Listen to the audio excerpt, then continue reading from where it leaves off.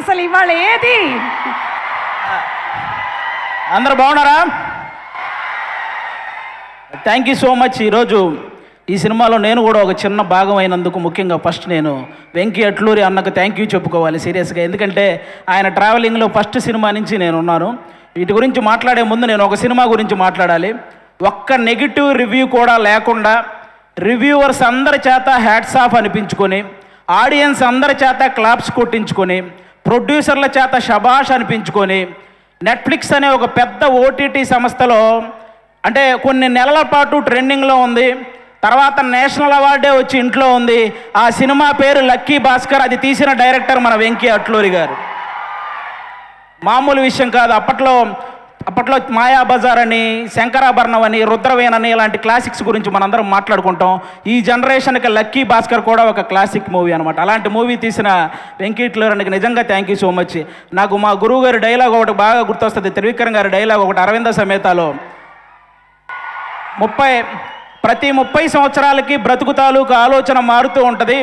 Cinema వాళ్ళు దాన్ని trending అంటారు, అలాగే వ్యాపారస్తులు ఫ్యాషన్ అంటారు, రాజకీయ నాయకులు తరం అంటారు, నార్మల్ జనాలు జనరేషన్ అంటారు. ప్రతి జనరేషన్లో ఒక గొప్ప థాట్ను ముందుకు తీసుకెళ్లే వాళ్ళని టార్చ్ బేరర్ అంటారు. ఈ జనరేషన్లో వెంకీ అట్లూరి అన్న కూడా నిజంగా టార్చ్ బేరర్ లాంటి వాళ్ళు. ఎందుకంటే చాలా గొప్ప గొప్ప థాట్స్. అంటే చదువు చెప్పిన గురువును గౌరవించుకోవాలి, అలాగే ఎంత బాగా చదివితే అంత రెస్పెక్ట్ మనకు వస్తుందనే ఒక గొప్ప థాట్ని ఈ జనరేషన్కి సార్ సినిమా ద్వారా ముందుకు తీసుకెళ్ళాడు.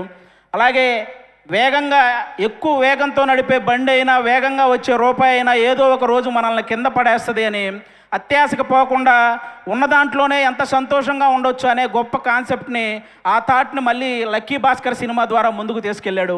ఈరోజు ఈ విశ్వనాథ్ అండ్ సన్స్లో సూర్య గారితో అంటే ఒక ఫ్యామిలీ సబ్జెక్ట్, అంటే మార్నింగ్ షో ఫ్యాన్స్ షోకి కూడా ఫ్యామిలీతో సహా వెళ్ళొచ్చు అనే ఒక మంచి సినిమా ఈ థాట్తో ఈసారి ముందుకు రాబోతున్నాడు. అలాంటి వెంకీ అన్నకి అంటే అప్పట్లో మనకి సినిమా పోస్టర్ల మీద హీరో గన్ను పట్టుకుంటేనో, కత్తి పట్టుకుంటేనో, గొడ్డలు పట్టుకుంటేనో రికార్డులు కొల్లగొట్టిన పోస్టర్లు మనం చాలా చూసుంటాం.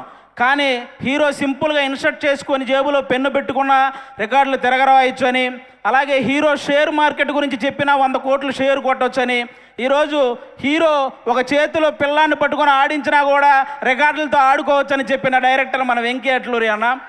సితారా ఎంటర్టైన్మెంట్స్లో లక్కీ భాస్కర్ సినిమాకి ముందు, లక్కీ భాస్కర్ సినిమాకి తర్వాత అనేలాగా ఆ ప్రొడక్షన్ హౌస్ ఈరోజు ఉంది అంటే దానికి వన్ ఆఫ్ ద రీజన్.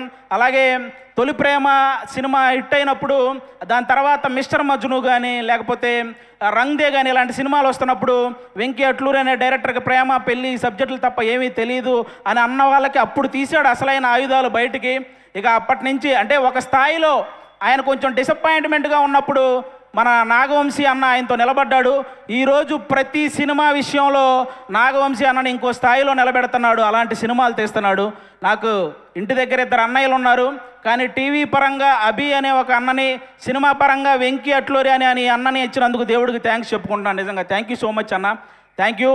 ఇంకా ఈ సినిమాలో పెద్ద పెద్ద ఆర్టిస్టులు చాలామంది చేశారు. లెజెండరీ యాక్ట్రెస్ రాధికా గారు ఉన్నారు ఈ సినిమాలో. నాకు ఇప్పటికీ నవ్వింది మల్లె చెండు సాంగ్లో ఆవిడ స్మైల్ కానీ, ఆ డ్యాన్స్ కానీ ఎప్పటికీ మర్చిపోలేని, ఇప్పటికీ అదే హైపర్ యాక్టివ్తో ఉంటారు ఆవిడ. కాబట్టి ఆవిడకి థ్యాంక్ యూ సో మచ్ అండి. అలాగే ఒకప్పుడు 2 వ్యక్తులు ఇళ్ళ దగ్గర కార్లు అదే పనిగా ఆగుండేవి. అది ఒకటి రామారావు గారి ఇంటి దగ్గర, అలాగే ఒక జనరేషన్లో కోదండరామిరెడ్డి గారి ఇంటి దగ్గర కార్లు అలాగే ఆగేవి. ఎందుకంటే ఆయనేమో చూడడం కోసం, ఈయన డేట్ల కోసం. అంత సక్సెస్ఫుల్ డైరెక్టర్ కోదండరామిరెడ్డి గారి పెద్ద అబ్బాయి కూడా ఇక్కడ ఉన్నారు, సునీల్ గారు. ఈ సినిమాలో వన్ ఆఫ్ ద రోల్ చేశారు. ఆయన కూడా చాలా సపోర్ట్ చేశారు ఈ సినిమాలో. ఆయనతో పాటు నేను యాక్ట్ చేస్తున్నప్పుడు ఆయనకు కూడా థ్యాంక్ యూ సో మచ్. ఇక మమితా బిజ్జు గారి గురించి చెప్పక్కర్లేదు.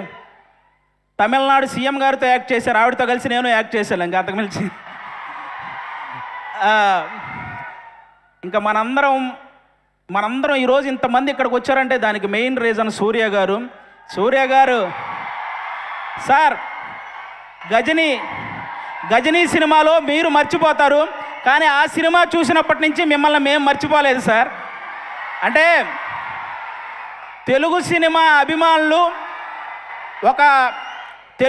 అభిమానులు తనకిష్టమైన ఒక తెలుగు హీరోని చూసినప్పుడు ఒక చిన్న ఎమోషన్కి గురవ్వటం అది కామన్. కానీ చాలామంది తెలుగు సినిమా అభిమానులు గురవ్వటం అది కామన్. కానీ చాలామంది తెలుగు సినిమా అభిమానులు సూర్య గారిని చూసినప్పుడు కూడా అంతే ఎమోషన్కి గురవుతారు. ఎందుకంటే తెలుగు సినిమా మీద ఆయన వేసిన ఇంపాక్ట్ అలాంటిదన్నమాట. సార్, నా ఆల్ టైమ్ ఫేవరెట్ మూవీ మీది జై భీమ్ సార్. జై భీమ్ సినిమాలో పేపర్ చదువుతూ కాలు మీద కాలేసుకొని కూర్చొని పేపర్ చదువుతుంటే పక్కన ఒక చిన్న పాప కూడా ఆ పేపర్ తీసుకుంటే మీరు జస్ట్ అలా హెడ్ నాడ్ చేసి ఆ పాపను కూడా కాలు మీద కాలేసుకొని కూర్చోమంటారు. అది ఒక డైరెక్టర్ సీన్ రాసినట్టు ఉండదు సార్. మీ వ్యక్తిత్వమే స్క్రీన్ మీద కనపడుతున్నట్టు ఉంటుంది. అది ఆ విషయంలో అందుకే అలాంటి వ్యక్తి కాబట్టి ఈరోజు ఎంతోమంది పేద విద్యార్థుల్ని ఇంజనీర్లుగా, డాక్టర్లుగా తీర్చిదిద్దారు మన సూర్య గారు. ప్రపంచానికి వెలుగునిచ్చేది ఆ సూర్య భగవానుడైతే ఎంతోమంది పేదవాళ్ళ జీవితాల్లో వెలుగునిచ్చింది ఈ సూర్య భగవానుడు. కాబట్టి ఖచ్చితంగా మీరందరూ ఆ విషయంలో క్లాప్స్ కొట్టాలి. ఎందుకంటే తమిళనాడులో మన సూర్య గారు ఒక ట్రస్ట్ పెట్టారు. దానికి చిరంజీవి గారే ఇన్స్పిరేషన్ అని ఆయన చెప్పారు. కానీ పిల్లల ఎడ్యుకేషన్ విషయంలో చిరంజీవి గారికి కూడా సూర్య గారే ఇన్స్పిరేషన్ అని స్వయంగా ఆయనే చెప్పారు. కాబట్టి అది నిజంగా చాలా చాలా చాలా గొప్ప విషయం.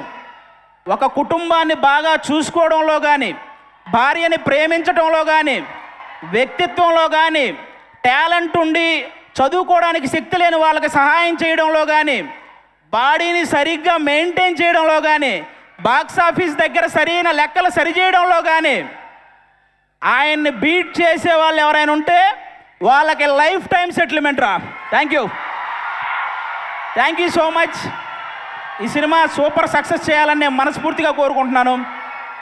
మా వెంకీ అట్లూరి అన్నకి ఈ సక్సెస్లు ఇలాగే వస్తూ ఉండాలని, అలాగే సితారా ఎంటర్టైన్మెంట్స్లో నేను కూడా ఎక్కువ సినిమాలు చేశాను. అది నాకు కూడా ఒక హోమ్ ప్రొడక్షన్ లాగా. ఆ ప్రొడక్షన్లో కూడా సక్సెస్లు ఇలాగే మొన్న లెనిన్తో ఎలాగైతే సక్సెస్ వచ్చిందో ఈ సినిమా కూడా అంతే బ్లాక్ బాస్టర్ అవ్వాలని మనస్ఫూర్తిగా కోరుకుంటున్నాను. 6 గంటలు స్టే చేయటం ఎంత కష్టమో ఆ స్టేజ్ మీద 3 గంటలు ఎంటర్టైన్ చేయడం కూడా చాలా కష్టం. సుమగారికి కూడా thank you so much. And మీ ఇక్కడ అక్కడ లేవు వేయలేదు. 6 గంటలు కాబట్టి ఒకవైపే ఉన్నాయి మెట్లు. ఇంకో 6 గంటలు ఇచ్చి ఉంటే 2 వైపులు మెట్లు వేసేవాళ్ళు. Thank you so much.